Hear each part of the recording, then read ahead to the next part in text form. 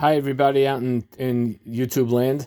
So, in our previous two examples, which were on the previous two videos, in one example, the sample had a mean of 10, and the standard deviation wound up being 1.414. In the second example, the one we just did, the mean was 13.375, and the standard deviation was 1.598. Now I want to explore a different kind of question. Suppose in the world of sample one, we got someone measured. We had something that measured 7, and in the world of sample two, we had something that measured 10. Now both of these are about 3 under the mean. This is exactly 3 under the mean. This is actually a little bit more than 3 under the mean. But which is more below par? Which is more, how can you compare? Because they're different.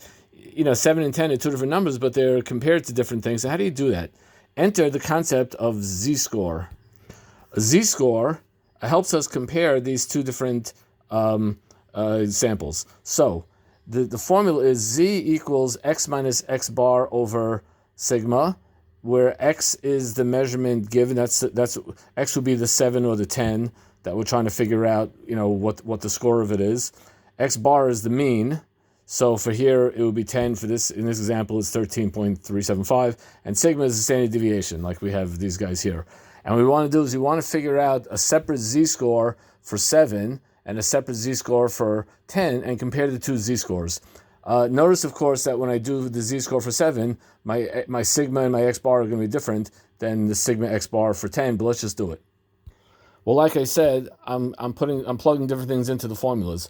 So for sample 1, I do 7 minus 10, because that's x bar, and that's sigma, and that comes out to negative 2.6.